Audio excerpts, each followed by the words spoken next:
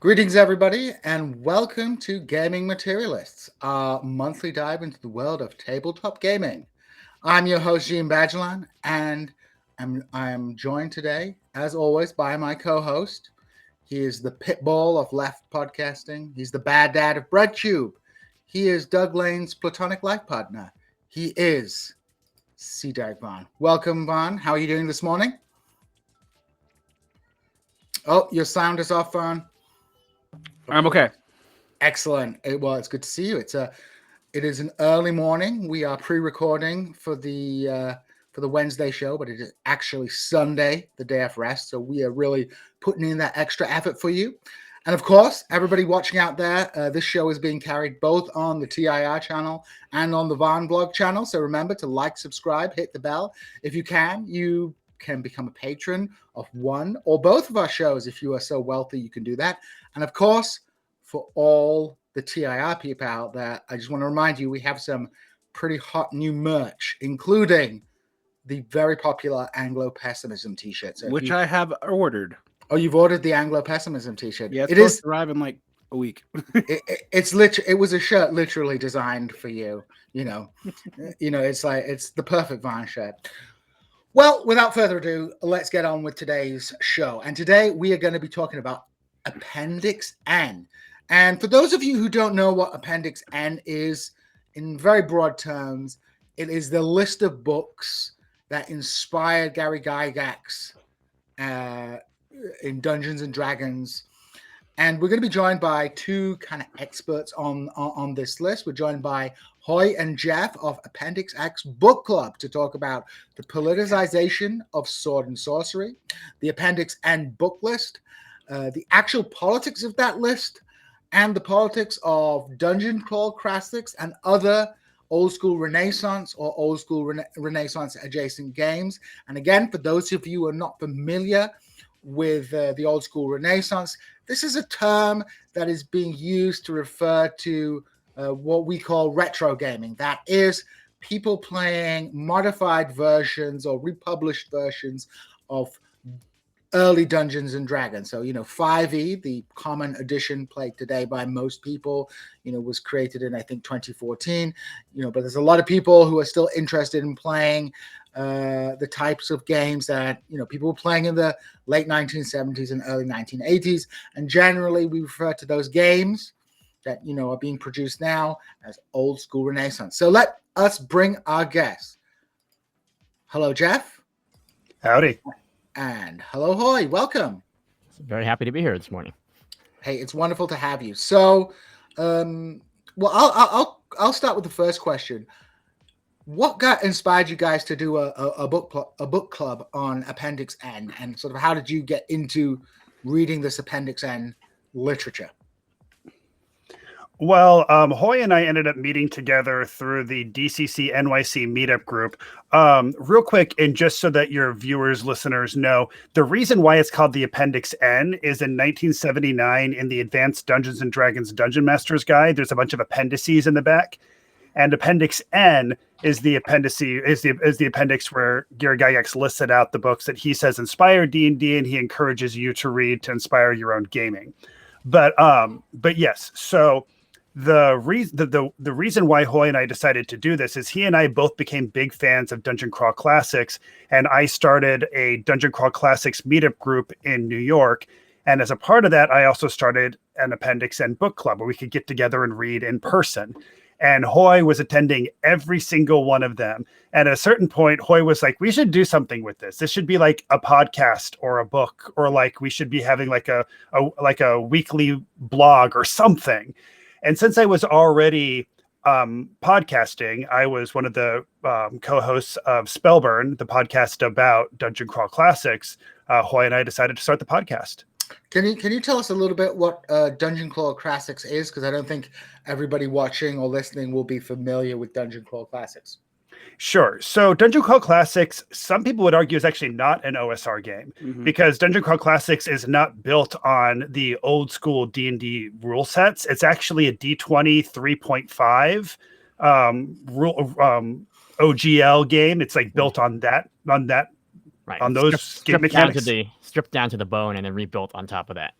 Yeah. So Exactly. It's a very stripped down version of it with a very old school feel to it. It's very much embracing that kind of wild gonzo swinginess of like the way like old school gaming used to be. Right. So it's let's just say it's a spiritual old school Renaissance game. It's more it's not exactly the mechanics, but it's a role play game which has that feel and style. right. It very much had that aesthetic of the 70s, like all black and white art and not hyper realistic, not very polished, CGI, Photoshop, like in the, Paizo, Pathfinder games or from 3.5 onwards. So it gives that feeling of sort of a DIY-ness. And the rule set is also sort of deliberately incomplete so that people can sort of really fill in the blanks. Mm-hmm. Gotcha. Yeah, you're not going to find the rules of for drowning on page 271. It's like they give you basically what you need to get going, and everything else they encourage you to just make up rules on the fly. The DCC has a very interesting feel, and I remember looking at it and going, okay. When I actually heard about it from you, Jeff, on a podcast that had nothing to do with gaming. Believe it or not. So I was listening to Elder Signs, and you appeared, and you started talking about Appendix N literature.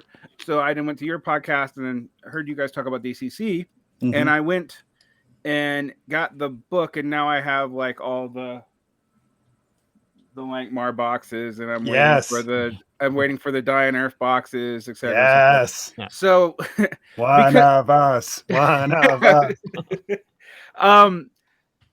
I've been kind of following what Goodman Games does, because they also do the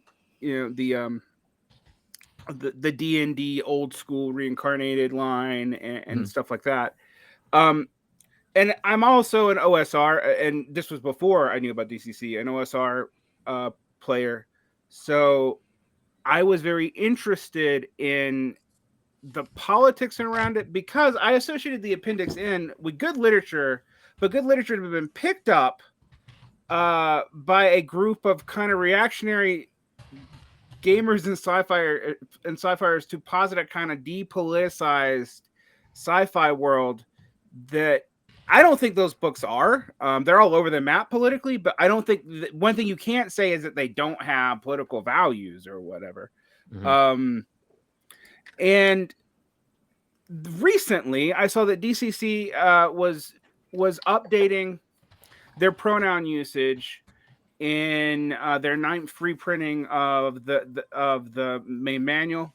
And there was a kind of more polarized response than I'm used to seeing.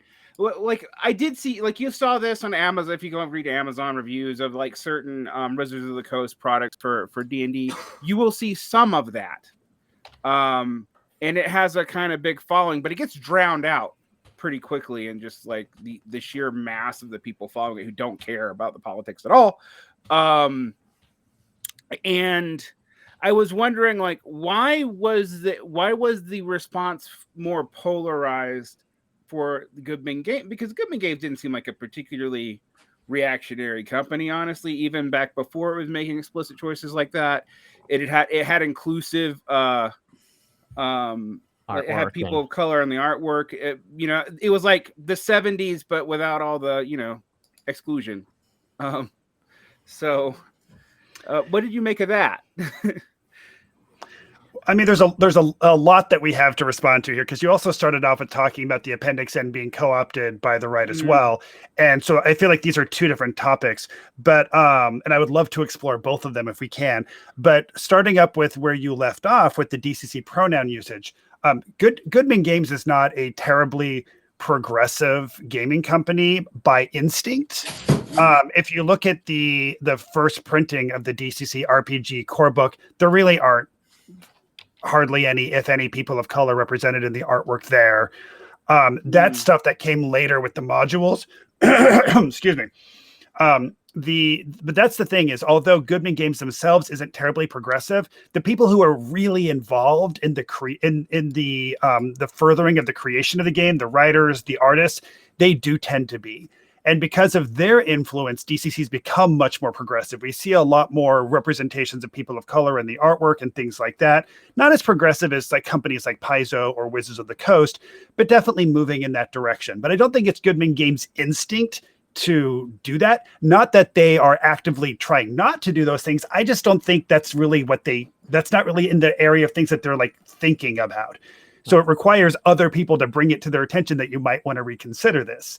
Right. And with the 9th printing, Brendan LaSalle contacted me specifically because he knows that diversity and inclusion and things like these that are things that are very important to me. He specifically emailed me and was like, hey, Jeff, if you, from a diversity and inclusion perspective, what would you change about the DCC core book, if anything? And I was like, oh, I would change a lot. And I sent him a very long email outlining everything that I would change, including pronoun usages, getting rid of like words like swordsman and replacing it with like, warrior or whatever you want to put in there. So I'm not going to take claim for having this happened, but I do know that specifically Brendan came to me and I came back to him with that, and that change is now happening. So if I'm not the reason, then I am one of multiple people who shared that same perspective, and that's now why that's happening. Oh my God! So all the people must be going, you woked our game. You turned it into a woke game. I mean, I would say that the ethos of DCC, and Jeff, I know you have started to jump on that. I think the ethos of DCC, even though they're not necessarily consciously thinking about it, the ethos of DCC has always been very open and welcoming. Mm-hmm. And so I think that this is just a natural evolution of that, right? They've always been like a very strong con presence. They've always been like, hey, come join our game. Here's an extra seat, this kind of thing like that. And so it just takes a little step further and say, okay, well, who aren't we inviting to the table so far, right? Yeah. Mm-hmm. And that's I think the it's just a natural evolution for them. I think that's an important point, Hoi. Like a lot of people, you have companies perhaps that are explicitly, progressive, or like making a very big drive to be progressive. But there were a lot of game companies which were not necessarily reactionary, but just because when people were playing in the 80s, it was just like all white dudes, so they just didn't even think about it. Mm-hmm. This is what a lot of the writers for Games Workshop said. It's like, oh no, we didn't make any of this deliberately to be exclusionary. We were just like white guys living in like England in a monoculture. So that game reflected us. We're totally fine with it becoming more diverse. So you've got sort of that tendency within gaming companies. And would you say like Goodman perhaps fits more into that thing? They're not opposed to diversity. It's just not necessarily something that came across their mind, first off the bat. But then you also have a reactionary, like who like, no, I don't want minorities in my game, right? Or like I don't want to. How could you have a black paladin? That makes no sense. Right. Yeah, it's the same people who get upset about Black Santa and Black Jesus, and it's like, come on, people. Right. And I think that, I'm not following this super closely. I know this sort of blew up in the last month or so, as of time of recording. But from what I've seen, it's really nobody who's actually sort of prominent and involved in DCC, the proselytizing of DCC. It's not any of the people who are prominent in the sort of online, in the convention scene. In fact, it's been very, very supportive of these changes. I agree. So it's more people who have been playing it because they thought it was their safe space in sort of modern gaming is play DCC, right?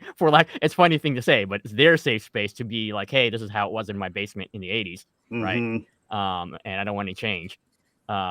Which is again kind of strange because I was there in the 70s and 80s, and we didn't have enough women playing, but it was as diverse as the group that is always around you. So that just reflects your experience. So anyway, and it seems like there's people always saying like, well, yeah, like we let anybody play at our table. We don't care. We're not like, we're not kicking people out. And like, yes, people say that, but that is very different than actively going out of your way to make it very clear that this space is something that you're invited into. Those are two very different things. And even looking at like early D&D, like absolutely, like if you had asked any random D&D player, would you like more women to be playing with you? I'm sure most of them would have said yes. But then like you look at like the early issues of Dragon Magazine, where like they have the female versions of the different classes. You can play a female fighter or a female wizard. And those classes all have lower hit die, slower XP progression, but have powers of seduction. And it's like, of course, that's going to make like most women cringe and not want to play that. So like, it's clear, it's like written by dudes for dudes. So sure, you want to have more women playing, but you're not actually doing anything to make that space more inviting for them. And now when people do those things, people somehow see it as a threat to this thing that they love, as though people are, attacking this thing that they've held so dear to them. And it's like, we're not saying that there's no longer space for heterosexual, white, cisgender men. They are still absolutely welcome at the table. We're just now saying we are also telling everybody else they can hang out with us too, and actively trying to make it a safe space for them. Right. And it's go ahead. Sorry. Well, it's the same as the controversies in the comic book universe, and the thing is, those games video games. The game still exists. The first edition game still exists. Those issues of the comics that you love still exist. They're not gone. Right? They're still there for you. Right. Yeah. Yeah. I mean, I think, and also, a lot of the people who are forwarding this kind of, let's say, anti-woke, saying you're ruining our games, this reactionary cultural commentary. I mean, it's a huge industry. Like, like you said, the comic book industry has a big reactionary contingent, television and film. It's not surprising that role-play games also attract this type of people. But there's one thing that Varn and I have often stressed as well. It's not even necessarily an ideological decision. It's a market decision. A lot of these reactionaries are like, the market will solve everything. I said, well, the market is making your games more diverse because these companies want to attract more people to play their games from a purely business perspective. And frankly, I don't see a problem with that, right? It's a capitalist company. If they're going to try, it makes complete sense. So a lot of people, want their cake and eat it. They want to be reactionary pro-market people. But then when the market dictates that their game actually should be more inclusive and like win over people from different communities who have hitherto felt excluded from the community, even if not super intentionally, like they have a big sulk about it. Right. Yeah. You do put your thumb on an interesting contradiction right there, right, between this ideological purity and this idea that the free market it's like it's not reconcilable. Right? Yeah. But somehow they're trying to square the circle. Anyway, back to you, Jeff. Well, one thing that this made me think about is one year I was working at the Goodman Games booth at Gen Con. And we had there's one of the main kind of famous like DCC characters is a character named Shanna, and Shanna's a black woman with a big afro puff. And while I was at the booth, this black woman comes up to the table and like sees a picture of Shanna, and she's like, "Do you have any T-shirts with her on it?" And we didn't at the time. They had made there are shirts with Shanna on it. We just didn't have any in stock at the moment. But she was so excited that she saw that like she wanted this character on a T-shirt. Like it was so meaningful and impactful for her. And it just shows me that like yes, because like I'm a gay dude and I grew up feeling very uncomfortable about my queerness playing at Dungeons and Dragons tables. But regardless, I'm still a white dude. And like I was seeing lots of white dudes in the artwork, and it never occurred to me how meaningful that must have been to me to see somebody who looked like me doing cool, heroic things. And that's not something a lot of other people were getting. So I want other people to get that too. So I think this kind of brings us back to the Appendix N, though, because I was the reaction I saw to the Appendix N literature was similar to the reaction I saw around, I think, with the sick puppies controversy after Gamegate. The sick puppies, the sad puppies, the rabid puppies, all that stuff. Yeah. And then there's like the hashtag Pulp Rev group, and that's kind of more around like the Appendix N stuff. But you're right. Like when Hoi and I started the Appendix N Book Club, the first positive review we got was on a white supremacy blog, and and we knew that going in, which is why Hoi and I made a very intentional decision to have an episode 0 where we were going to talk about like our goal for the podcast. And we specifically were pointing out the fact that these books are written from 1979 and before. A lot of them have very outdated views on race, gender, sexuality. And Hoi and I were saying that we are not going to ignore those things. We are going to talk about them as we read them. We're not going to apologize for those things, but nor are we going to say that like we should boycott these things and not read them because of this. There's still historical importance there. And it's just fascinating reading what fantasy literature was like before Dungeons and Dragons kind of codified everything. Right. And actual literary merit in many cases too. And that's, yes, that's not to be disregarded. So absolutely. But Goodman Games, like just so when the OSR movement was starting to happen, there was also this rediscovery of the Appendix N, and suddenly everybody's like reading Fafhrd and the Grey Mouser and reading Elric and reading Conan stories again, and and understandably getting very excited because they're fantastic books that people should read. But there was also a group of people who were also reading these and found it to be a breath of fresh air because now we're back to the time when men can be men and back before the era of quote unquote message fiction. And so there are people who were drawn to this because of those things that I'm going and reading them despite of. Mm-hmm. Right. And I wanted to make it clear that we were in the despite of camp, not the because of camp. That's a really that's an interesting point because I think in the culture, because in American society the culture war is often so polarizing, we end up with people, approaching this literature in a purely ideological fashion. So, you have your people who are using it to justify their reactionary perspectives, but I guess on the flip side, you have people who are like, we should boycott or not read these things because they're offensive as well. It's like, well, right. Like if you read anything written before like the year 2000, it's probably pretty offensive by today's standards, and that's fine so long as you don't have to sign on to all the offensive stuff. So I think we often get dragged down this sort of ideological culture war, which leads us to lose a lot of things, and also, from the right perspective, they like miss some of like the interesting historical observations you can make. Yes, from looking at this older literature, because they're trying to put it into a narrative that everything was good back in the day because Conan was like a hench heterosexual man. Right.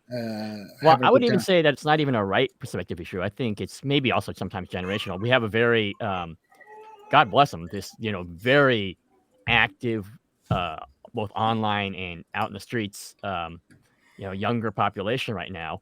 But to a certain extent, I think some of them are a little ahistorical also. So they're just like, they're looking at the moment right now, right? Mm-hmm. And it's important. Yeah. To look at the problems of the moment. But one of our early negative reviews on iTunes is like, why should we even read this stuff, right? So I'm paraphrasing, right, Jeff? Yeah, but basically, and the person's name was like 5e player or something, and it's like, why would I even want to read this stuff? But honestly, I think that's valid too. Like, I'm a white dude, and I'm still reading fiction about white dudes, so like, it's not hard for me to overlook the negative parts. But like for other people, it might be harder for them because of their lived experiences to want to read shit like this. And I get it. Like there's a lot of rape in this stuff too. Mm-hmm. And it's like, I can understand why maybe women wouldn't want to read this. So I'm not going to tell people that they should get over their ahistorical perspective and force themselves to read. Of course not. Of course, if you don't want to read this, don't. But I believe that there is a lot of value in exploring them, and I am able to overlook it.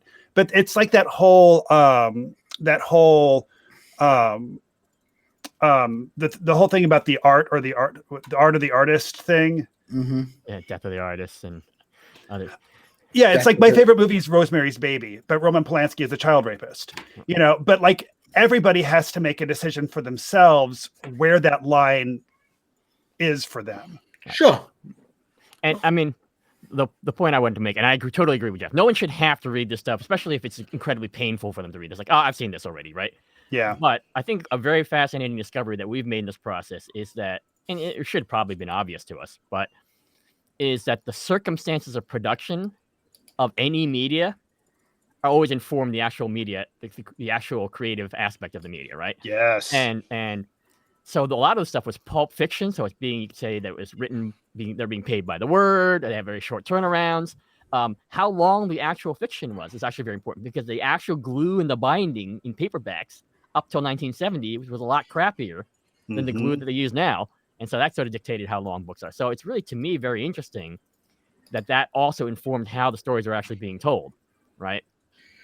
And obviously now if you have ebooks and everything like that, it gives you a different set of constraints, some of which are marketing based as opposed to, format based. So I think that's a very interesting thing to, I mean, you guys are in, left publishing, right? So that's a very, a baseline thing that you have to think about all the time, right?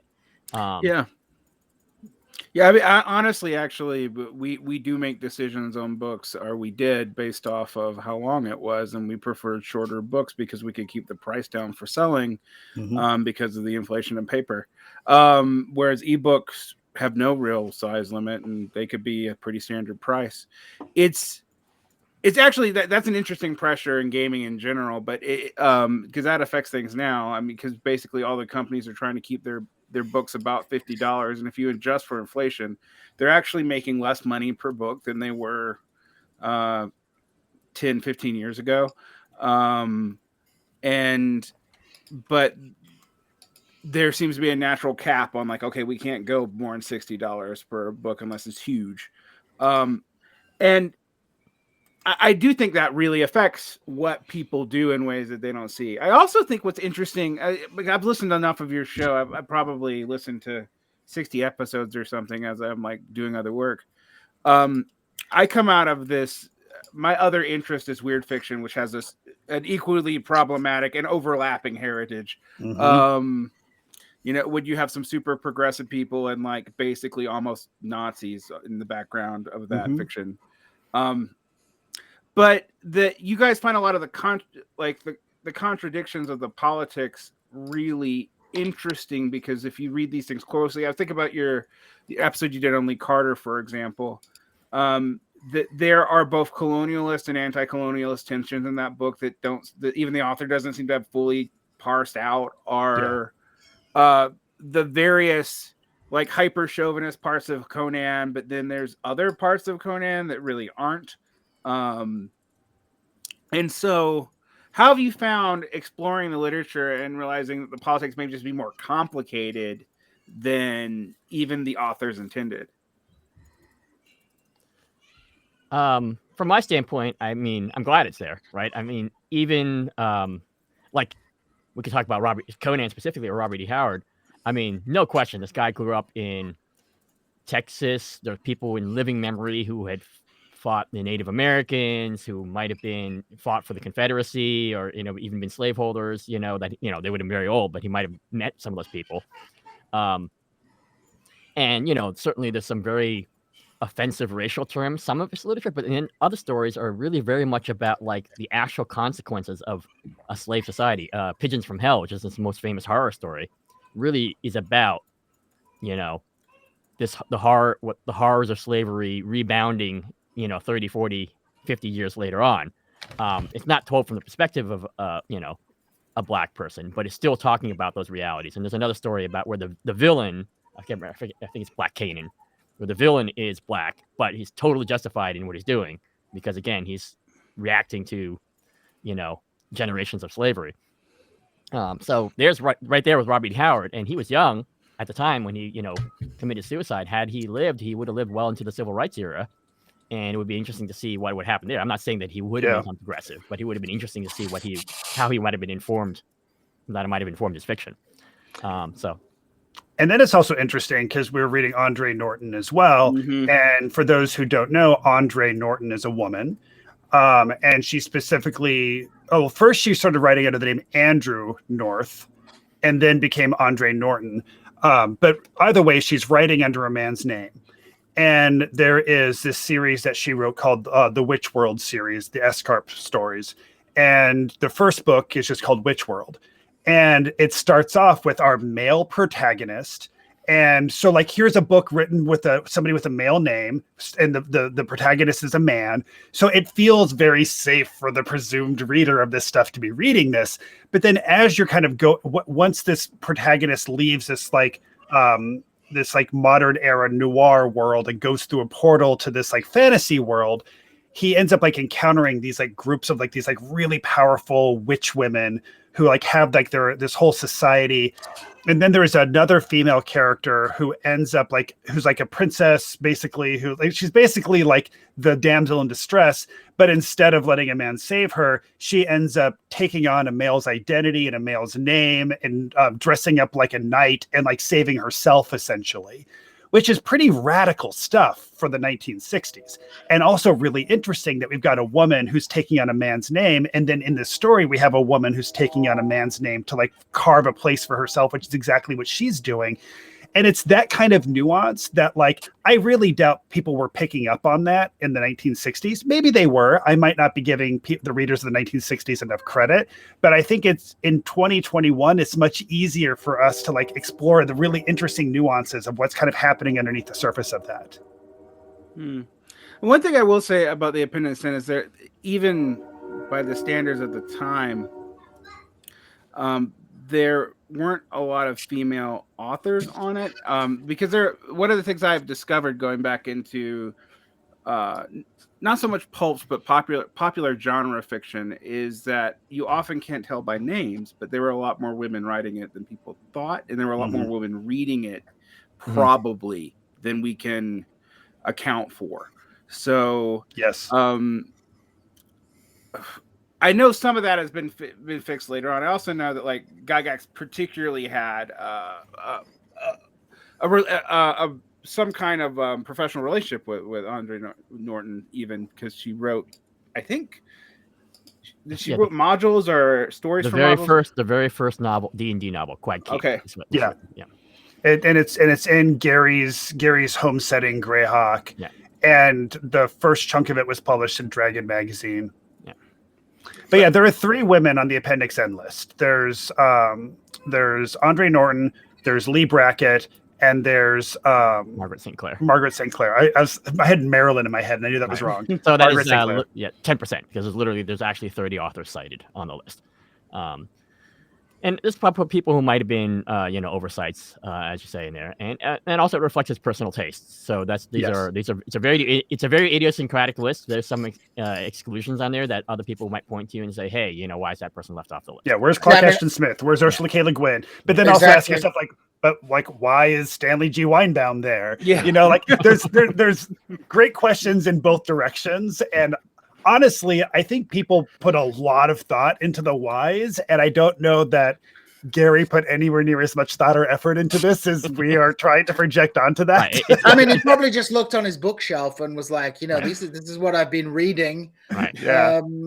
This might be a good pickup. Yeah, because I was thinking, like Le Guin is obviously a quite large omission. Yeah, it's a big exclusion from that list, but then again, like you say, you may not have just picked up the book. Right. And, she's included 3 years later on the BX list, which is on the Tom Moldvay sort of basic version, which a lot of people would have seen, especially younger readers.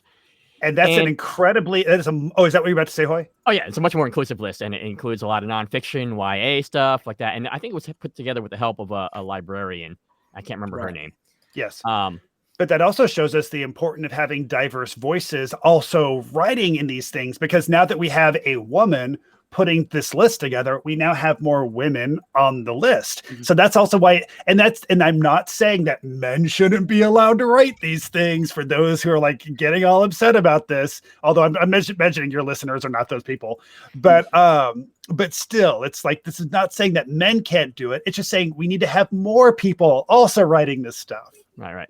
And the thing is, not being on the list doesn't in any meaningful way diminish the magnitude of your achievement as a writer, because it was, it's only 30 people. I mean, there's hundreds, thousands of great writers, even in that era, and so it doesn't, it's a weird thing for it to say for a couple guys who've done 120 episodes of podcasts to say that. Listen, don't take this list too seriously. It's not, it's not the it's not the Decalogue, right? Although there is a reason why, starting with episode 101, we have expanded the criteria of the show to include any fiction that inspires your gaming. Because honestly, like I really enjoyed reading those first 100 books we read, but it was starting to get a little samey. So now we're reading other things like Amaro and Ursula K. Le Guin and. Mm-hmm. Yeah. How's that been actually having broaden it back out and go and as a person who listens, and I've actually really appreciated it because I was also like, I haven't heard of some of these. I hadn't read some of these Appendix N authors, or I hadn't read them since I was a young child. Because I was reading pulps in the 80s from the library, but my taste in pulps were actually informed by my mother, so they were slightly different than Appendix N literature. So how's that been opening back up, and have you seen any contrasts like that are obvious other than just the lack of women and the amount of old white dudes, but anything else that you've noticed? Go ahead, Jeff. Well, for me, it's just been it was the breath of fresh air that I really needed. We had, at this point, the Appendix N, the way that the list is written, some of it is an author followed by a specific book that Gary's suggesting you read. But also a lot of them are just like an author's name. And there's no like guidance beyond that. And some of these authors have written literally hundreds of novels. So if we were to do literally every single thing that's theoretically on the list, this could be like thousands of episodes of this show. And we weren't interested in, or I think Hoi had more tolerance for it than I did. Once we were in the 90s, I was like, Hoi, this is like, it's starting to beat me down. We need to make a change. Well, I mean, even on our original schedule, I think we had, and this is 290 books on the list. Yes. Right. And that would have taken us another 6 or 7 years to get through. So, yes. And I was looking ahead at that list and I'm just like, I need something. I need something different. So now we're reading things by like Ellen Kushner and Clive Barker. And so we're like reading some really interesting stuff from like diverse voices that we didn't really have on before, Charles R. Saunders, things like that. But we're also exploring cool older stuff that wasn't on the list as well. Like we just read Titus Groan, which was incredible. We're currently in the process of reading William Hope Hodgson's The House on the Borderland, which is from 1907. And it was, and it's the book that H.P. Lovecraft kind of considers to be like the reason he started writing the way he does. And when you read it, it's very clear why he considers that, because it feels like it feels like proto Lovecraft. Mm-hmm.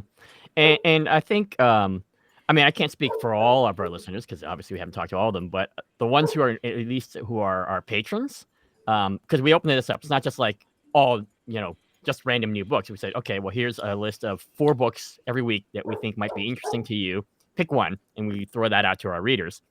And to our patrons. Yeah, our patrons get to vote on what we're going to cover. And starting with 101, it's our patrons voting. And so that's been very positive. So, and it's also actually, sometimes we pick books and put books that we thought were going to be the ones that were going to get picked, and they picked a different one. So that's also been nice because it's thrown us a little curveball there. Oh, yeah. And so we're never going to like completely go away from the sort of original mission statement. I mean, there's still a lot of books that we haven't covered that are pretty, gigantic on the list, like John Carter of Mars, and this, we still haven't finished all the Conan books. So those will definitely get covered. But it is nice to intersperse and to see things like, specifically, I think one that was very important to both of us was reading Imaro by Charles R. Saunders, who was an African-American writer who immigrated to Canada. And his creation of Imaro was very much, you could tell that he loved the pulps, but he didn't see himself in there. And so he deliberately created an African-influenced character. And it's a secondary world, it's a parallel universe, but it's a Black universe that's pre-colonial. So no influences of colonialism. There are cultures that are somewhat analogs to, for example, the Maasai and other cultures in Africa. But this is a way for him to really pull out the things that he most loved in pulp, in Edgar Rice Burroughs and Robert E. Howard, but make it personally meaningful to him and hopefully meaningful to generations afterwards of people. And he's really been rediscovered. Unfortunately, he just passed away last year of COVID, but he really got rediscovered in the last year, I think. And people were aware of him, but he's and I really hope that rediscovery continues. And with that brings a lot of other writers who are working in the idiom. There's a lot of African influenced sword and sorcery out there that we haven't even touched upon yet. I know there's like people like Milton Davis and people like that, and absolutely.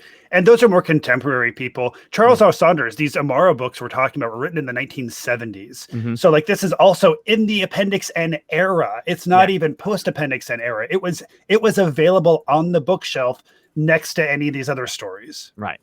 And there's a number of women writers of the same period, Joanna Russ, and a bunch of other writers that we should be looking at. Oh yeah, and we'll look at. And I believe some of them are even, now we know, but some of them were also trans or what we would now call non-binary. So that'll be interesting territory to explore. From my standpoint, especially I'm actually the sort of, for lack of a word, the old head history guy of the duo. So for stuff that I missed at that time, I'm really fascinated to go back to. But. What has surprised you in the original Appendix N list? Like that you found something that was really surprising to you as literature that you didn't think was going to be interesting, or you didn't think was going to have any kind of progressive point or anything like that? What was surprising from like a political progressive either political or literary? I'm just what really, like, what did you get that you were not expecting? From an apolitical perspective, the thing that I probably found the most surprising is how much science fiction there was in fantasy prior to Dungeons and Dragons. Also, how not all elves have pointy ears and not all dragons talk and are shaped like cats with wings. It's like it really, like, reading this stuff made it very obvious to me that once Dungeons and Dragons came out and exploded, suddenly we all came together as a society and decided that we now agreed on what fantasy was. Right. And prior to that, we didn't agree on what it was. And it's so fascinating reading this stuff where, like, it really is just like, let your imagination run completely wild. But now we've defined so much that it's all much more contained. Even in the original runs of Dungeons and Dragons, I forget the name, but there was that campaign module where you found a spaceship with aliens and laser guns. Journey to Barrier Peaks. Yeah, Journey to Barrier Peaks. Expedition. I definitely think the explosion in the 80s of Dungeons and Dragons and its reinforcement by the popularity of things like Games Workshop, like fighting fantasy novels, all these kind of industries that sprung out of Games Workshop, transformed the genre of fantasy, or at least I think you put it a little bit better, sort of defined and narrowed the genre of fantasy into something that is recognizably modern. And it happened over a relatively short period of time between the late 70s and the early 90s, basically a decade, and we have all these fantasy tropes, which are basically Tolkien-esque fantasy tropes, becoming kind of the standard of fantasy, whereas that was not. I mean, I'm actually thinking of Ursula Le Guin, who's someone I'm quite familiar with her literature. Racken's World is basically a fantasy novel, but it's also a sci-fi novel at the same time, right? So you have this kind of you don't have such a defined frontier between science fiction and fantasy writing until Dungeons and Dragons comes along and defines the tropes. And it is the Dungeons and Dragons followed by the Warhammer, followed by Warcraft, that have really fundamentally defined in our minds what a standard fantasy trope is, because everything else seems to be a derivation of that. Even the way, like, I always think about it, even the way that orcs look, like The orcs Right, are Warcraft. Yeah, the green with the fangs and like Games Workshop orcs. That's the Games Yeah. Workshop orcs became the Warcraft orcs. Yeah. And that's very different from like the portrayal of orcs. You know, I'm pig-faced orcs all the way. That's your pig. Also, face. here's the thing that blows a lot of people's minds when I say this. Find one description in Tolkien's work where he describes elves as having pointy ears. Yes, Find but one. but It's not there. In the artwork that Tolkien approved, they did have pointy ears. Yeah. That's fine, but it's not in his writing. Right. Well, I think I think so. One thing that you guys have brought up in your podcast, I have something internal to the literature, but one thing that you have talked about to build on this point, and you've talked on your podcast, is the idea of IP, right? Mhm. That these things were definitely commercial things, and and some of them had movie adaptations, stuff like that, but there wasn't like a style manual that said like a Conan story has to be like this, and it has to have these elements, and blah blah blah. I mean, it was whatever Howard started to write that day, what was ever like, so that even though these things were produced for very commercial reasons, I noticed that they were very personal and very idiosyncratic. So that's the sort of literary discovery that I sort of saw there. There's no mistaking Jack Vance for, C.S. Clark Ashton Smith. Although I definitely think that Clark Ashton Smith influenced Vance, right? Of There's course. no mistaking, Howard for Lovecraft, for Michael Moorcock.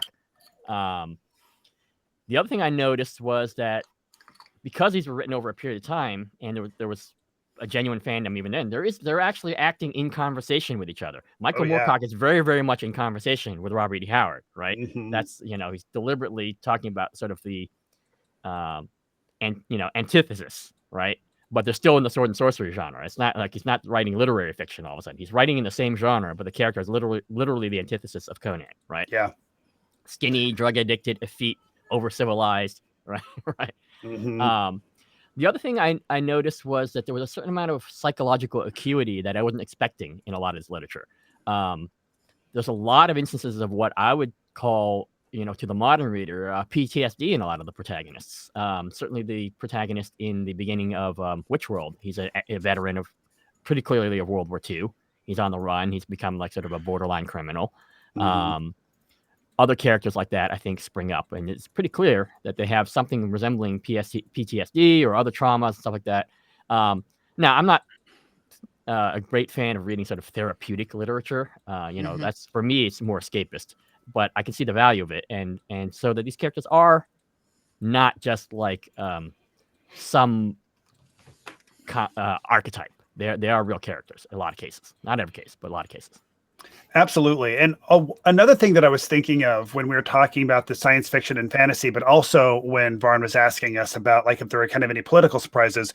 I don't know if this is really political necessarily, but in the 1940s, Lee Brackett was writing this character named Eric John Stark. Mm-hmm. And Eric John Stark is black. And this is in a Sword and Planet world. So Eric John Stark is this black dude from Mercury who is hopping on spaceships, going to other planets, and then like fighting monsters in castles with swords. Like it's totally the science fiction in your peanut butter, but it's also a female author, a black protagonist. And it's the kind of things that I was not expecting to find things like that, especially things that were lifted right out of the pages of Weird Tales. I didn't realize that things like that existed.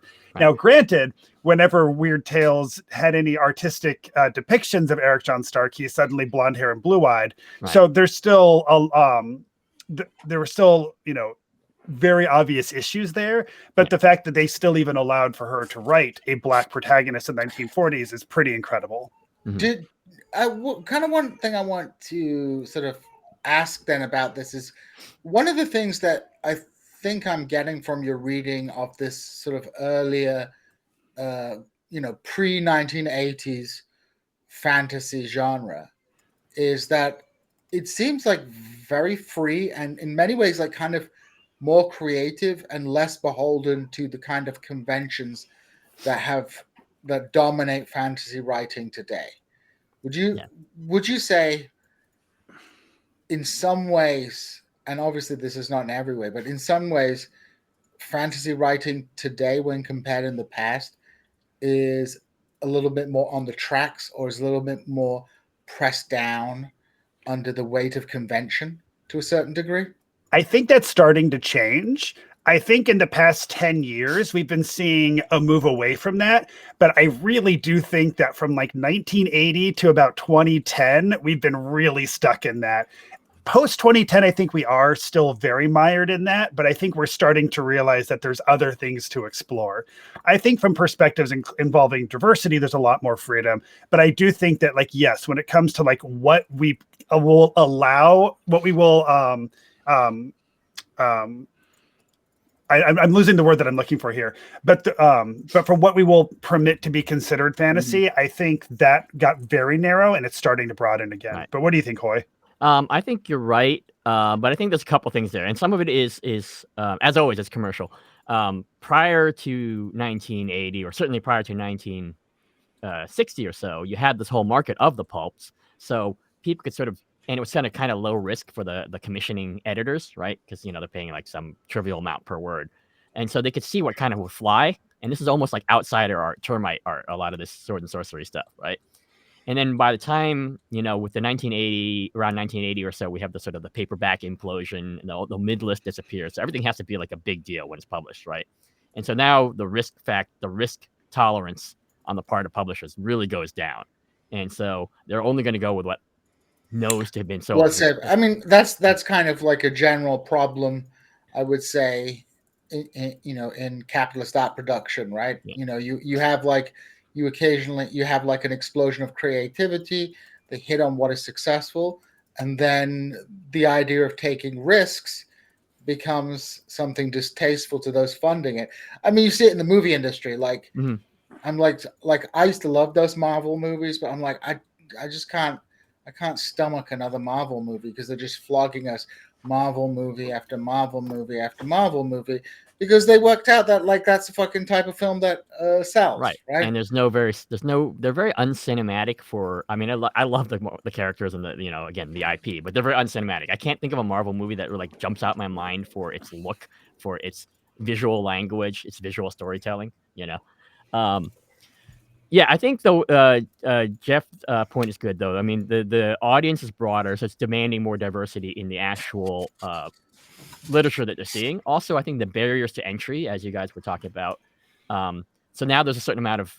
Now the problem might be discoverability, but now because people can e-publish and stuff like that, there's still a chance to start getting that stuff out there a little bit, and then you will then maybe get picked up if the people are saying, oh, there's this independently publishing, and their book was, there's books like Wool by Hugh Howey, is that right? A couple other major science fiction books that got picked up that were originally independently published and picked up by major publishers. So I think as long as the ebook platforms don't become completely locked down, I think that we will have a lot of people who might not have otherwise been tempted to write, or say, oh, the barrier is too high, I can't publish, how can I find an editor, all this stuff like that. A lot of it's going to be crap, but that was true at any period of time, right? And then the cream will rise, hopefully. It's interesting because I was thinking about sci-fi in the same time period that we're talking about. Sci-fi actually breaks a lot of its conventions in the 70s and 80s and actually expands its definition, and fantasy retracts. You think about like the new sci-fi movement. I guess the only thing I would add as far as like the literary market goes is there's an overproduction of MFAs. I know I'm one of them. And a lot of those people who were trained in prior ages to have disdain for outsider art and genre art. And I know in poetry, for example, we've seen the collapse, that's my field, of like the distinctions between slam, street poetry, academic poetry, etc. That like you go to a poetry festival now, and that's increasingly not a meaningful distinction. And it's partly because the market has fallen out, and so there's nothing keeping us, like we're basically throwing spaghetti against the wall. And also partly because like now we all realize we have to share a market. Like there's not enough of a market share for everybody to have these weird micro niches, and I think that's affected that sword and sorcery and fantasy publishing a lot. And I've also think people have noticed, actually because of podcasts, I think in particular this whole literary podcast thing that you guys are a part of, that the old genre markers don't really hold. And like, maybe I was projecting fantasy stuff on on Anne McCarthy's Dragon Riders of Pern and ignoring the science fiction elements of it because I thought everything should look like Dragonlance. Yeah. Mm-hmm. It's the swinging pendulum, you know. We have weird fiction, and like let's pretend weird fiction is the beginning. Obviously, it's not, because everything is inspired by something preceding it. But choosing a random beginning and calling it weird fiction. Here we have this genre that is science fiction. It's fantasy. It's horror. It's all of these things. And as weird fiction is getting more popular, we start kind of subdividing it into fantasy, science fiction, horror. And then once we've subdivided those, we now want to subdivide horror into different categories and fantasy into different categories. And the more and more we start trying to describe the things that people are already making, the more and more kind of genre tags we're getting. But once we get those genre tags and people decide like, oh, I want to write grimdark, or, oh, I want to write this other thing. Like now you're writing within the confines of this thing that's already existing for you. And then I think after a while of people doing that, they start to be like, oh, I don't like these confines anymore. Let's break out of it. So it's this pendulum swinging between not over categorizing everything to categorizing things to the point of suffocation and then back. Right. And I think right now we're kind of in the moving back direction. I would also say with the growth of IPs that don't come out of literature but come out of other types of media, movies obviously is a good one, like the Star Wars extended universe, also the Warhammer IP, and then also video game IP.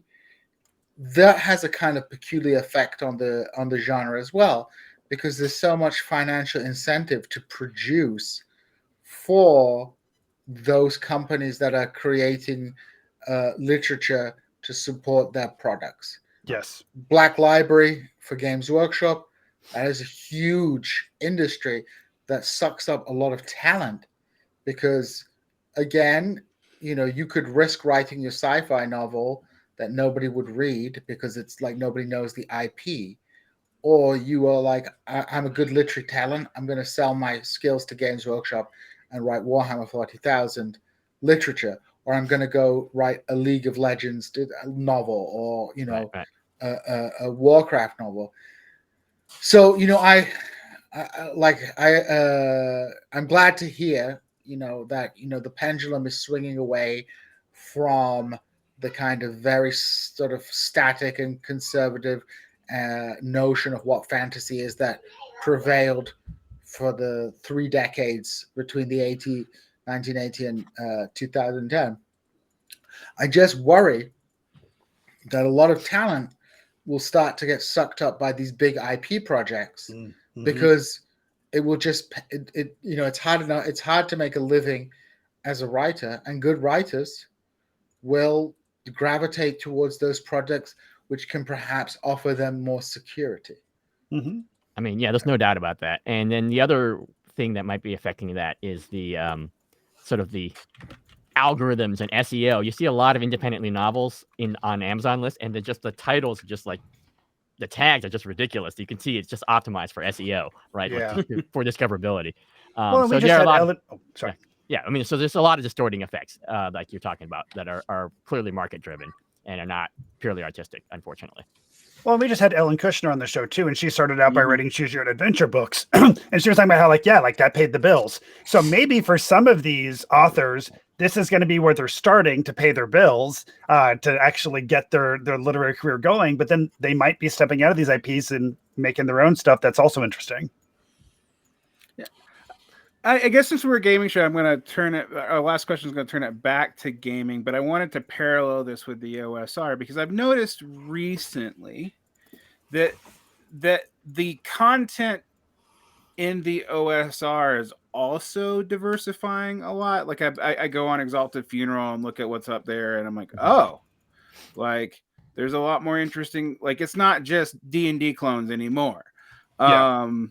And the D&D clones are being written in a broader and broader way. One of your guests who I don't think he'd done Old School Essentials he was one of your first guests. Gavin Norman. Yeah. Has done a lot. It was called BX Essentials at that time, I think, and he was just starting it. Yeah. Right. Has deliberately created a very open like rule set that is very streamlined, and yet also you can pretty much stack anything fantasy you possibly wanted on it. Yeah. Do you see basically as the 70s and 80s gamers kind of frankly age into the twilight, into the grave? They go into the west. Yes, they sail to the west. Yeah. Do you see some of the, like, because I think a lot of the reaction in the OSR is actually tied to nostalgia. Do you see a lot of that just changing because the nostalgia is going to change and be of a more diverse, less monocultural time? Or do you also see that the market pressures are put out there too? Go ahead. Oh, go ahead, Hoi. I think both. I mean, there's going to be nostalgia for nostalgia at a certain point. You know how like every 20 years there's a 50s revival. You know, right now we're in a 90s revival for all things. So, I think there's always going to be, I don't know how niche it'll get. There's always going to be people who are going to be interested in the very primal versions of stuff, because there's always going to be people who are going to be a little bit punky, want to strip stuff down, get to the roots of stuff. So there's that. But add their own gloss on it by their own lived experiences, right? And not just say like, oh, this is, I want to play it exactly in 1970. I said, I want to play it in 1970, but as if I was there and not. Yeah, totally. Right. Absolutely. And I think different people are drawn to nostalgia, because I don't think everybody who's playing OSR games are drawn by nostalgia, but I do think some people are. And I think different people are drawn by nostalgia for different reasons. And I don't know what person X's reason is for really wanting to play the games of their youth. But because some people are being drawn to these for very personal reasons, I think that people can be very protective of it. And any efforts from the outside to change something that they love, that they know and love, on instinct feels very threatening. And I think because of that, it's some people's instinct to immediately fight against that and think that the people who are trying to change this are hurting this thing that they love. And I think that's natural. I think acting as though nobody's going to do that is probably not very reasonable. But I also think it's important not to over-engage with that, because I think every time we see something that like outrages us, we get, what I've seen is we get so in our outrage, and I've been guilty of this too, 100%. I'm not claiming to have been above this historically. I think I'm doing better now, but I feel like sometimes we so engage with the outrage that it causes that other person to dig their heels in even deeper, and it starts drawing more attention to these things. None of those things I think are particularly helpful for us. Has that informed your choice of guests? Because I've noticed like the diversity and all that is very clear and present, but it's also very soft on your show. So it's there. I mean, it's stated. It's not, you're not like playing it down that you're inviting a bunch of diverse guests on, a lot of women and a lot of non-binary people actually in all kinds of groups. But that when you discuss it, it's discussed A, positively, and not as like a culture war division, and B, it's soft. Like, has that been deliberate on your part because of what you just said, or because it's just something I'm noticing? I mean, I think all our guests are really fascinating, and that's me, what I want to hear. And anybody's fine. And we've had some people who would definitely be on as you say, soft, but on the right end of the spectrum. Anyone who's going to really bring an interesting conversation and talk to us in good faith, and we always engage with them in good faith if they're on our show. You know, we might push back on some things, and they might push back on some things that we say. But as long as it's in good faith, and that they are people that we would otherwise be willing to sit across the table from, not people who are like deny other people's right to exist. And they're welcome on the show. Right. We're not giving them platforms. Yeah. Yeah. I mean, like it's always a fine line between, you know, making sure you're not in an ideological bubble and then engaging with people who are just like not going to accept you. And it's a difficult one to, you know, navigate at times. And, you know, you never make anyone or everybody completely happy with the choices that you make, but you know, it is what it is. That's what the game is, right? Right. Yeah. That's the game. Right. And initially the show was just me and Hoi. And then Hoi and I started bringing guests on. And initially we were primarily bringing guests on who were people who were already very excited about the Appendix N, which was predominantly white dudes. And then we started making an effort to, we don't just want white dudes on here who already know about the Appendix N. Let's bring other people on here as well.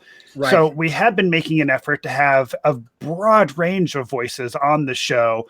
But yeah, although we're making that effort, it's not like we're not actively excluding people unless they're, already like, we don't want to, I guess that's not true. We are actively excluding people who we don't want to specifically give platforms to, but we're not picking people who are then specifically on the opposite side of that necessarily. Yeah, exactly. Right. It's like you don't want a homophobic anti-Asian Nazi on your show. Right. Sure. Nor do I want somebody whose only interest in being on the internet is to cancel these people and shut them down. And that's the only thing that they're capable of talking about. I'm also not particularly interested in hanging out with you either. That's also not very interesting to me. And people want to have an interesting conversation. They want to actually engage. I mean, we've had guests and even us ourselves had a couple books that we've really not liked, but we've always tried to find something interesting to talk about in those books. So as long as they're willing to engage, both with the book itself and in the conversation, then that's the kind of person we want to talk to.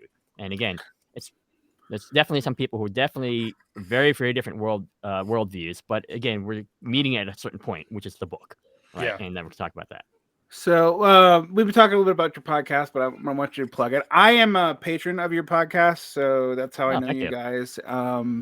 I haven't participated in your actual book club because I'm also a constant streamer and produce 2 podcasts and have a writing career and a teaching job. So unacceptable. Yeah, unacceptable. But I listen, and I wanted to say I've gotten a lot out of your podcast, specifically because it meets 2 worlds for me, which is the weird fiction, fantasy, like going back and like exploring these kind of pulp literature that probably has more literary merit than we give it credit for, but also gaming. And there's not a lot of podcasts that do that. There are a couple, but they're kind of in a special niche. So yeah, the first half of our episode is always about the book from a literary perspective, and the second half is always about how we can apply what we've read in this book to our gaming, what we can steal to inspire our games, things like that. Right. And even the people who aren't gamers, we can talk to them at least about the world building as an aspect, like how they would approach that. And so that's fun. Yeah. So where can people find you? AppendixNBookClub.com. Hoi, where else?